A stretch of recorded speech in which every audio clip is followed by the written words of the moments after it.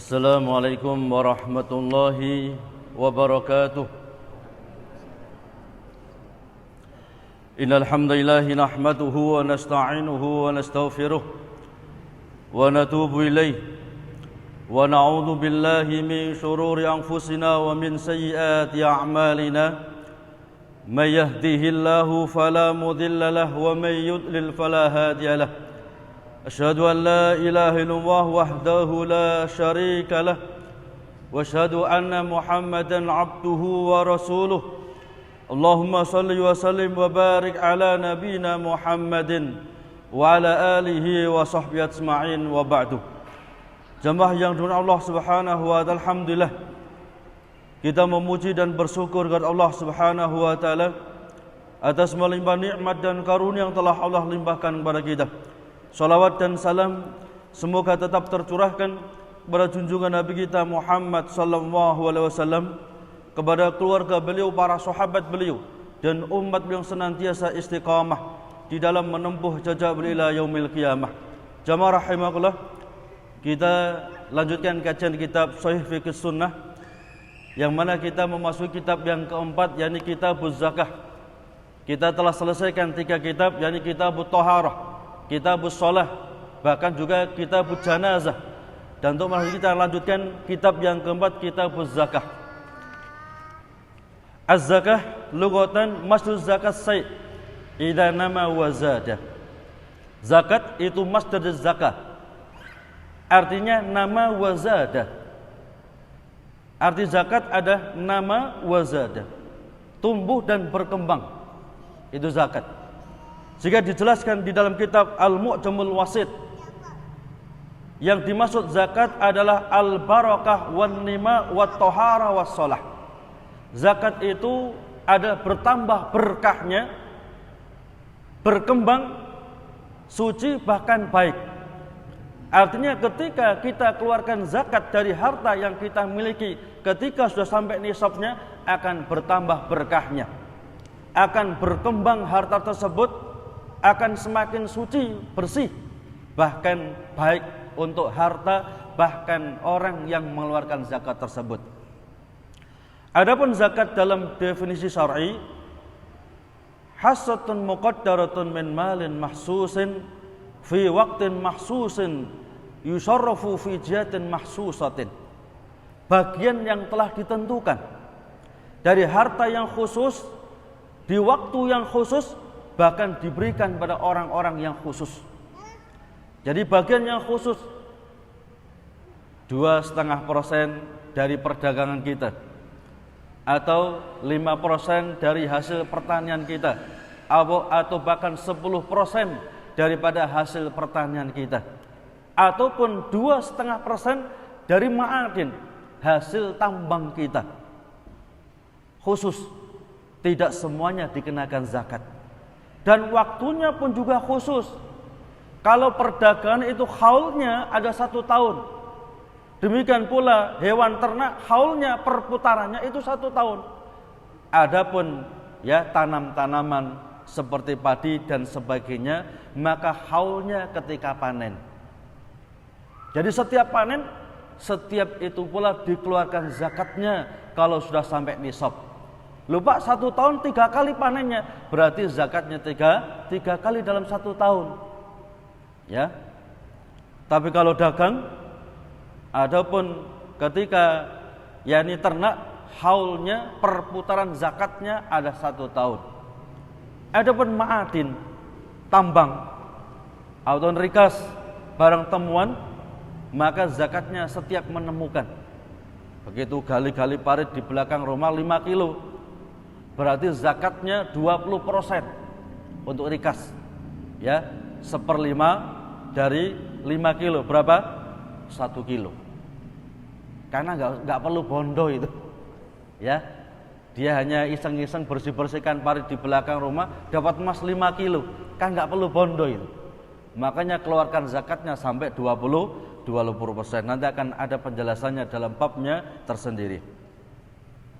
Wa sumiyat hadhil hissatul mukhrajah minal mal zakatun li'annaha tazidu fil mal alladhi ukhrijat minhu. Dan disebut bagian yang dikeluarkan dari harta itu disebut dengan zakat, karena itu akan menambah dan memperkembangkan harta yang dikeluarkan zakatnya.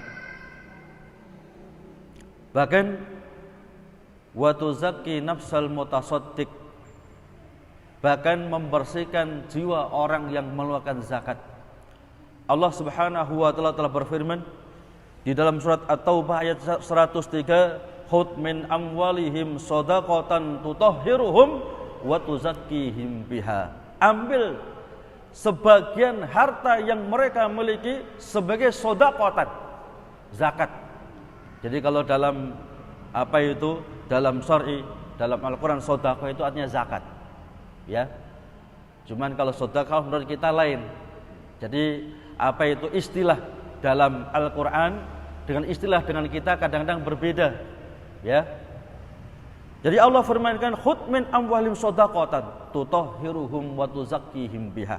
Ambil sebagian harta mereka orang kaya sebagai zakatnya, tutahhiruhum wa tuzakkihim biha, untuk mensucikan mereka dan membersihkan harta yang mereka miliki.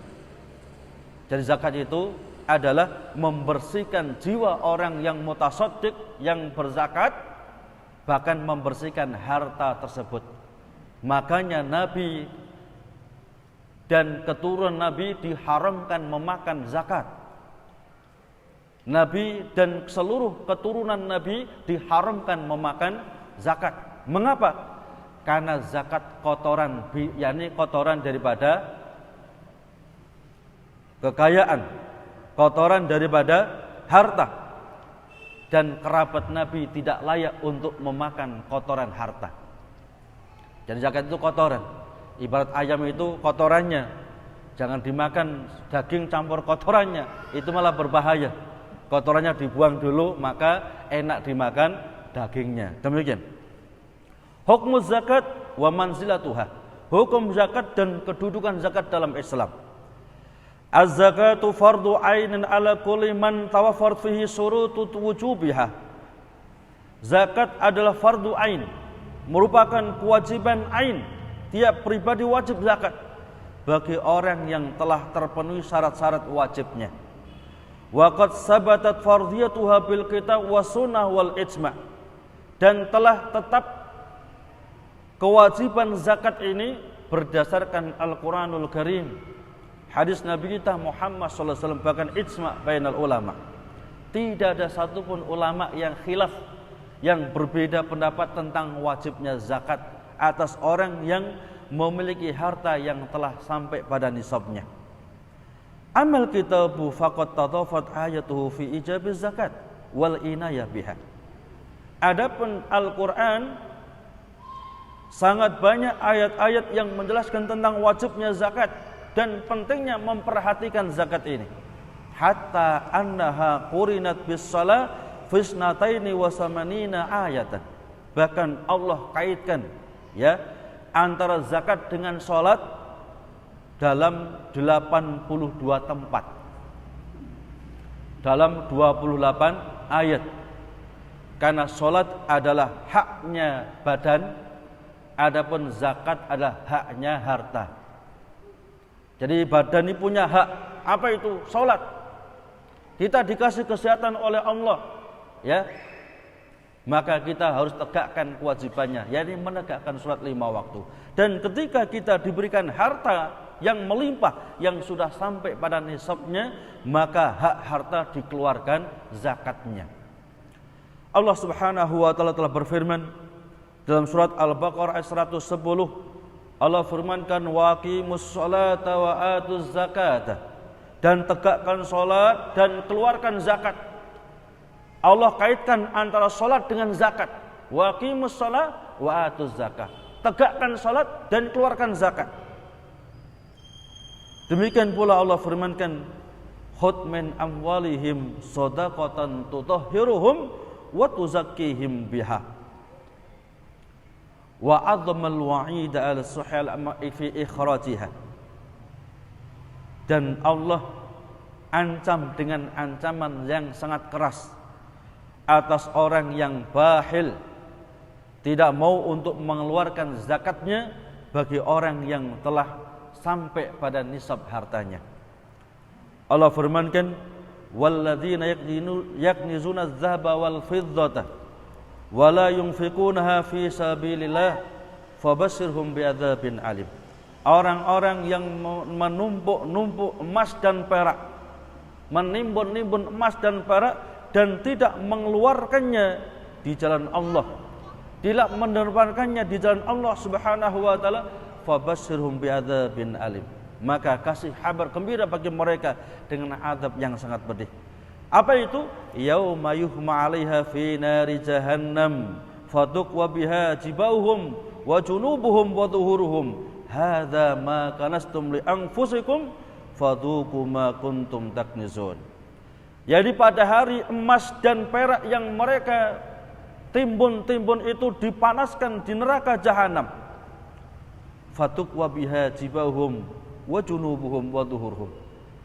Maka setelah emas dan perak ini dipanaskan di neraka, fatuqwa biha, maka Allah setrikakan itu pada dahi-dahi mereka, lambung-lambung mereka dan punggung-punggung mereka, seraya dikatakan hadza ma kanastum li anfusikum, ini yang kamu kumpulkan untuk diri kamu sendiri.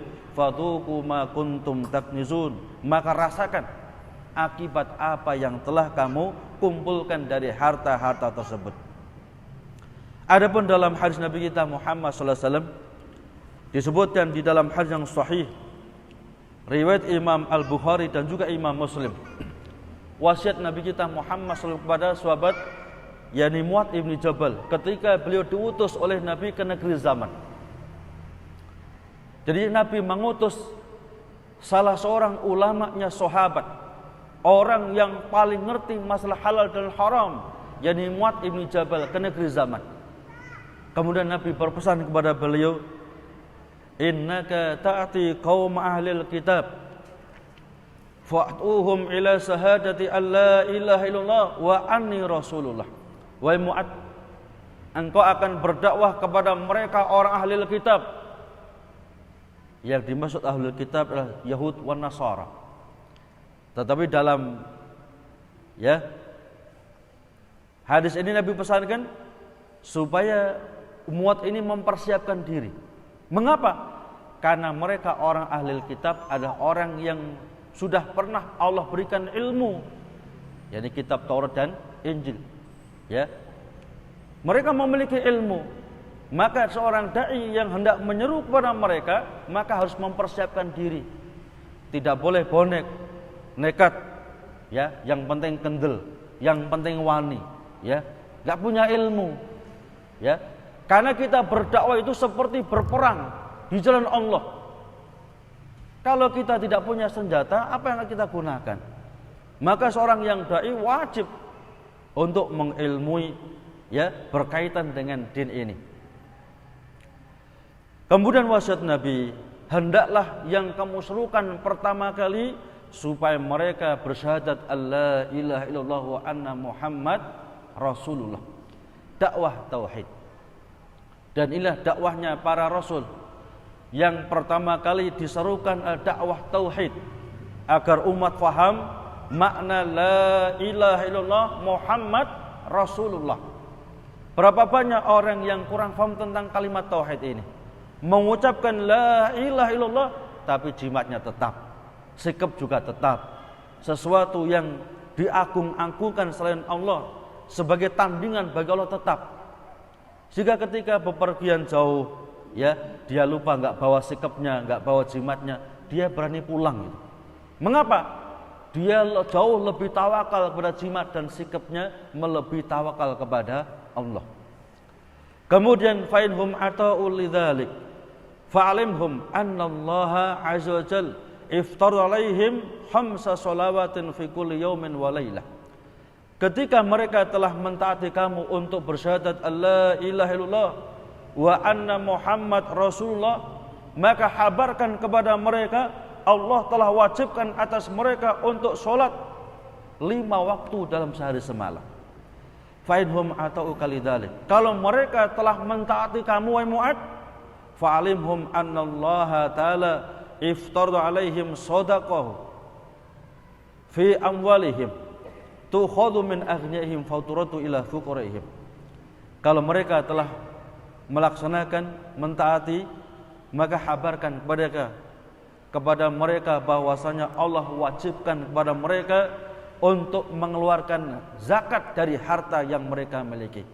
Tukhadhu min aghniyaihim faturatu ila fuqaraihim. Diambil dari orang yang kaya, diberikan pada orang yang miskin.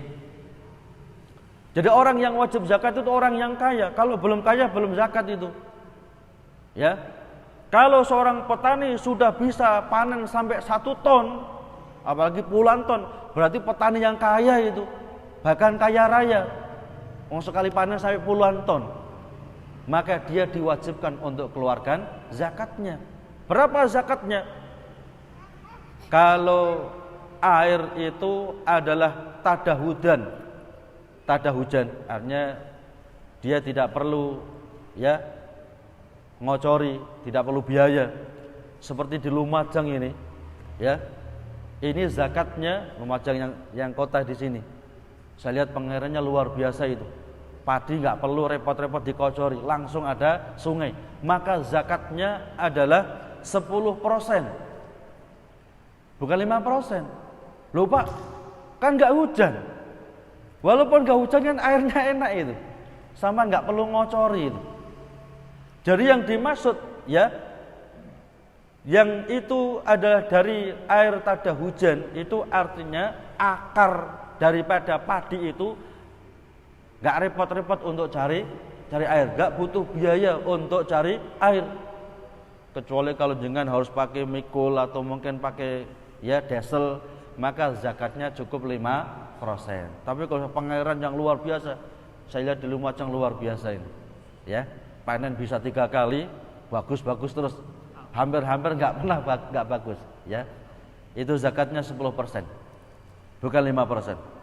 Kecuali mungkin Lumajang bagian yang jauh yang nggak bisa mendapatkan air, ini zakatnya bisa 10%. Kalau toh dia bisa mendapatkan air harus dengan biaya tambahan, misalnya diesel, diesel harus beri solar itu, harus ada orang yang nguwangi, jadi biaya tambahan, maka zakatnya 5%. Diambil dari orang yang kaya, diberikan kepada orang yang miskin. Fa'inhum ata'u kalidzalik fa iyyaka wa qara'ima amwalihim.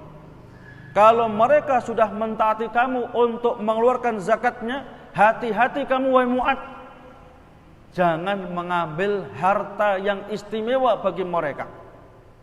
Artinya zakat itu diambil bukan yang terbaik, dan juga yang bukan yang terburuk, tapi pertengahan. Misalnya hasil padi ada yang bagus sekali, lumayan, jelek, jangan diambil yang paling bagus, jangan diambil yang paling buruk, diambil yang pertengahan. Kecuali kalau yang punya mengizinkan, monggo ambil yang terbaik, maka silakan.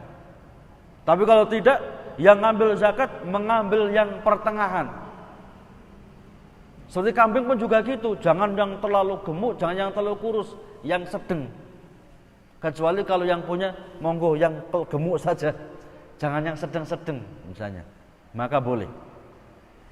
Wattaqi da'watal madlum, dan takutlah wahai kaum Mu'ad dari doanya orang yang dizalimi, termasuk dizalimi mengambil zakat dari harta yang terbaik tanpa seizin orang yang punya. Fa innahu laisa bainahu wa bainallahi hijab. Karena doanya orang yang terdolimi ini enggak ada hijab antara dia dengan Allah Subhanahu wa ta'ala, mustajab. Hati-hati terhadap doanya orang yang didolimi, karena doa mereka mustajab indallah Subhanahu wa ta'ala. Wa qad ittafaqal ijma' ala fardiyatiz zakat lam yukhalif ahadun min ladun Rasulillah sallallahu alaihi wasallam ila yaumi hadza. Dan ulama telah sepakat tentang wajibnya zakat. Tidak ada seorang pun yang menyelisih tentang wajibnya zakat mulai sejak Nabi kita Muhammad SAW bahkan sampai hari ini. Makanya ijma' mengatakan orang yang mengingkari wajibnya zakat Ya, orang yang mengingkari wajibnya zakat hukumnya murtad. Karena ini termasuk daruri. Setiap orang mesti tahu tentang wajibnya zakat. Sebagaimana orang yang mengingkari wajibnya sholat 5 waktu hukumnya murtad. Terkecuali kalau dia ini mengakui wajibnya zakat kemudian dia nggak keluarkan, ini dosa besar. Paham bedanya ya? Dia mengaku wajibnya zakat, tapi dia nggak mau keluarkan, eman-eman misalnya. Ini ya yartakibul kabair, dia melaksanakan dosa besar.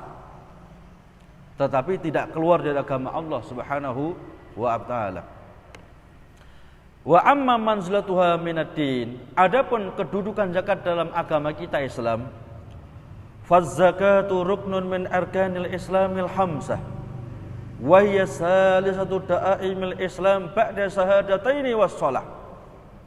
Zakat merupakan ruknun min arkanil Islam, bahkan rukun yang ketiga di antara rukun-rukun Islam setelah syahadat alla ilaha illallah Muhammad Rasulullah dan juga setelah iqamis shalah.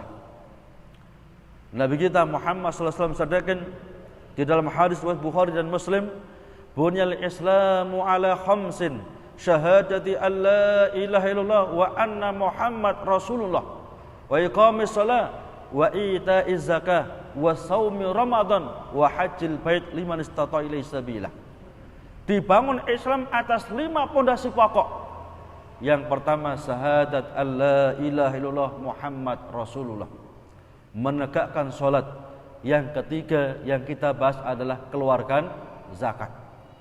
Berpuasa bulan Ramadan, artinya mengeluarkan zakat itu lebih diutamakan, lebih wajib dibandingkan puasa di bulan Ramadan.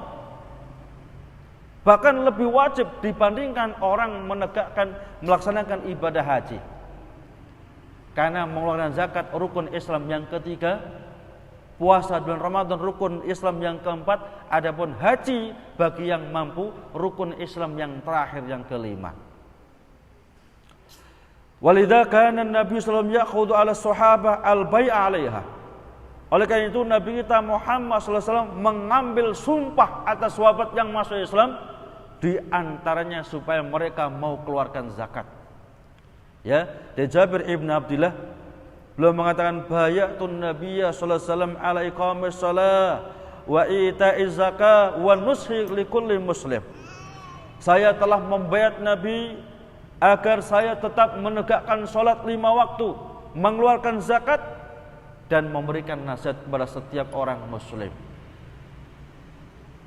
Dan memang memberikan nasihat itu berat.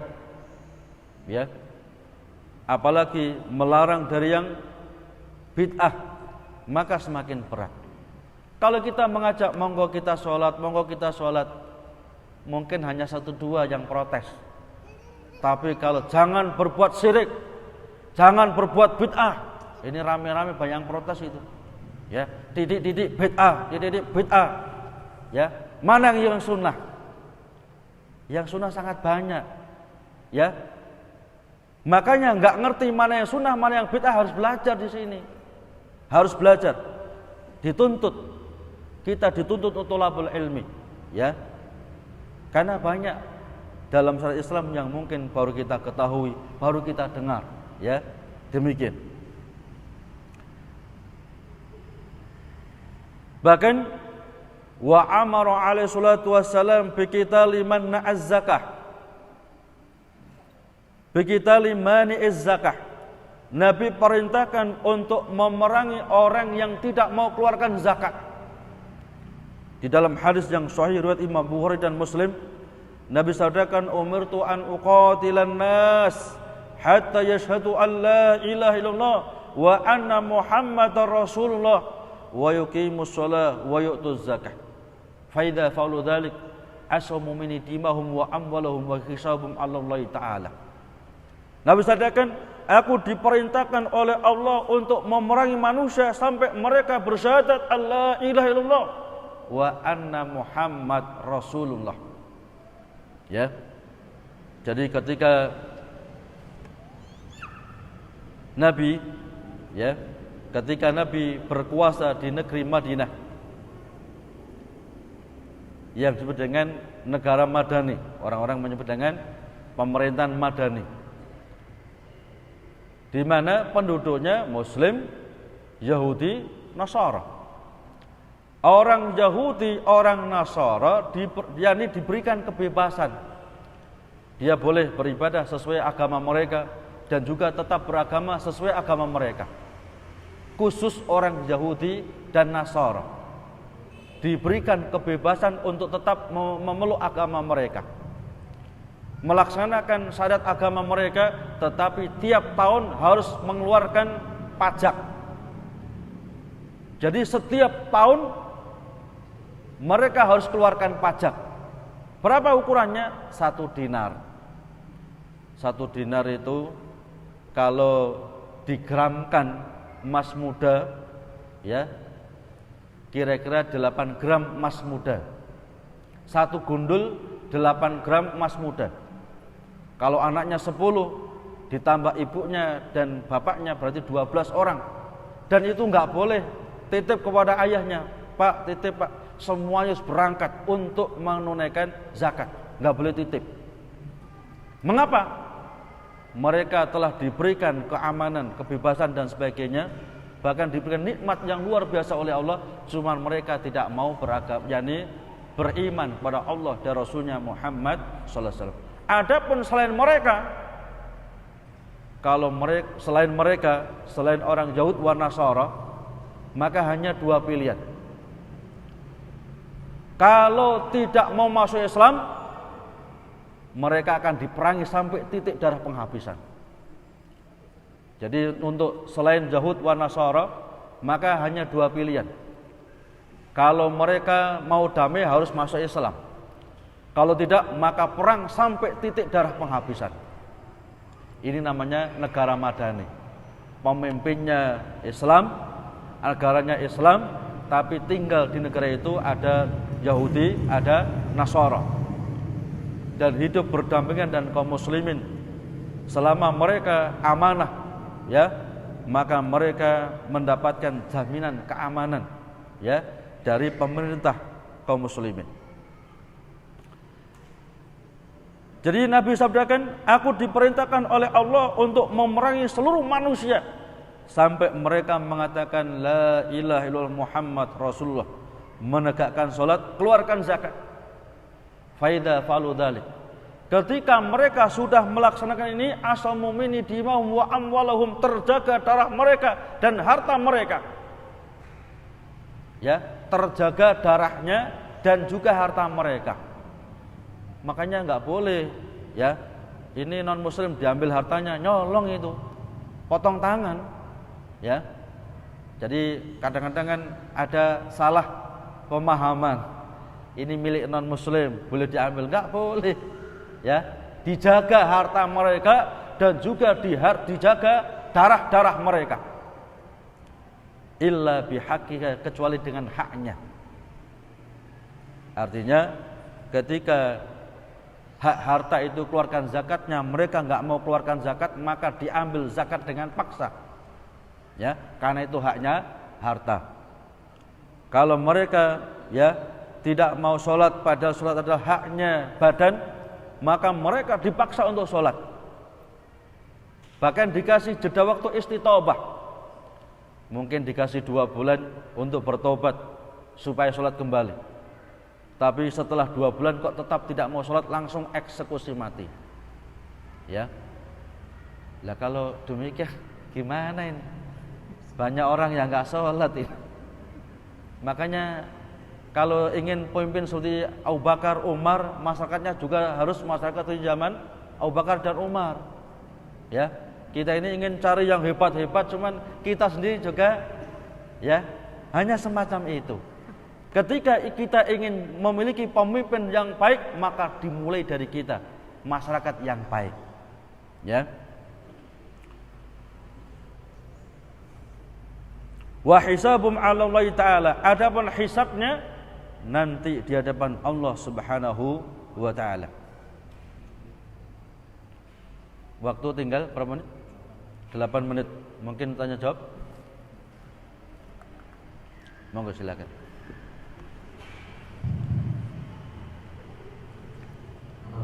Nggih, monggo. Amin. Insyaallah bagaimana tentang zakat anak misalnya mungkin ada anak yatim yang diberikan, apakah harus juga mengeluarkan zakat anak yatim tersebut? Anak yatim yang anak yatim diberikan, apakah untuk mengeluarkan zakat yang hartanya anak yatim ini diberikan pada orang lain? Oh iya. Terus kemudian yang kedua, bagaimana dengan zakat yang seperti zakat kita sudah pernah menemui yayasan orang gila, jadi ada orang gila itu dititipkan oleh yayasan, keuangannya dititipkan langsung ke yayasan tersebut. Iya. Jadi uang muka, apakah di situ juga orang gila ini mempunyai zakat juga untuk yang dikeluarkan terhadap dirinya? Iya. Ada pertanyaan bagaimana orang yatim yang kaya? Ya maksudnya orang yatim yang kaya, ya, dia ditarbiyah ataupun dirawat oleh walinya, ya. Apakah hartanya yang banyak juga ada zakatnya, ataupun orang gila yang kaya, ya, kaya raya cuman gila. Kemudian hartanya ini dikembangkan oleh walinya. Apakah ini ada zakatnya? Memang dalam hal ini ulama khilaf dalam hal ini. Sebagian mengatakan adalah dia tetap wajib untuk keluarkan zakat karena itu haknya harta. Sebagian yang lain, ya, adalah tidak perlu karena orang, ya, anak ini belum mukallaf. Orang gila pun juga tidak mukallaf. Nanti akan kita jelaskan rinci pada waktunya insyaallah. Yang lain?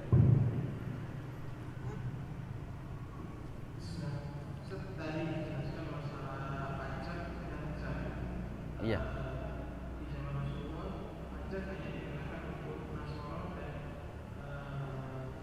Iya. Iya. Iya. Jadi pajak ini memang berlaku untuk orang ahli kitab yang tinggal di negara kaum muslimin. Ya. Karena pemerintah kaum muslimin menjaga kehormatan mereka, menjaga darah mereka, menjaga harta mereka aman semuanya, ya.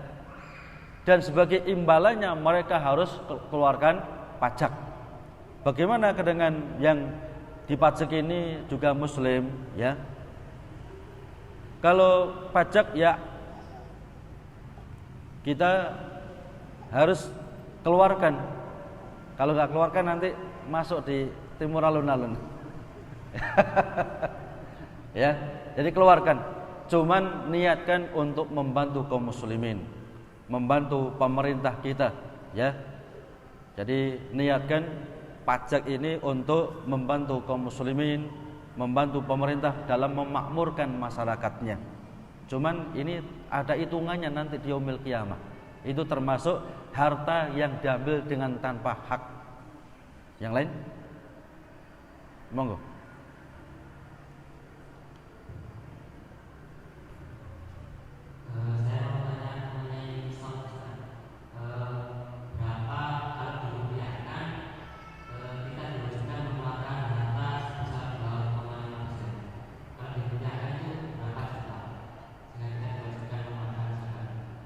Iya.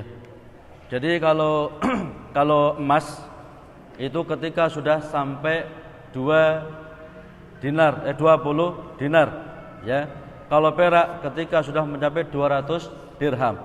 Berapa hitungannya, ya? Ketika emas itu digramkan untuk saat ini, 20 dinar itu setara dengan 85 gram emas murni. Ya.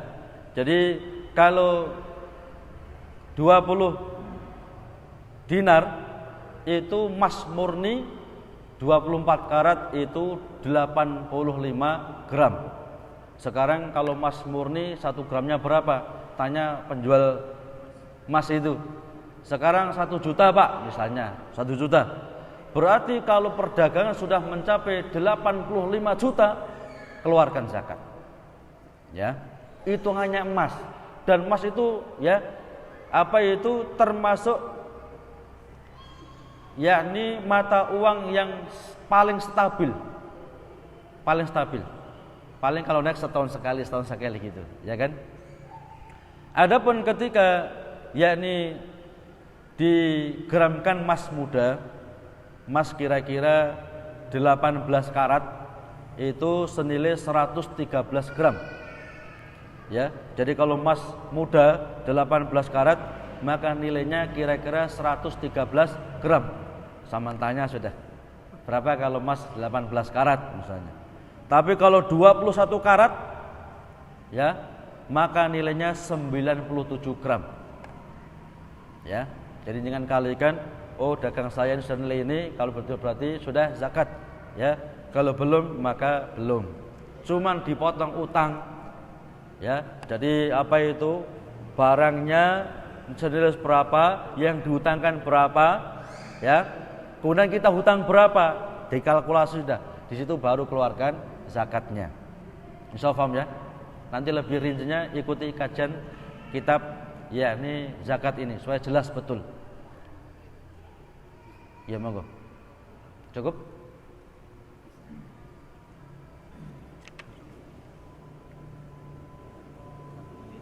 Tinggal 1 menit. Berarti habis waktunya gitu. Ya, mudah-mudahan bermanfaat. Kita tutup dengan doa kafaratul majlis.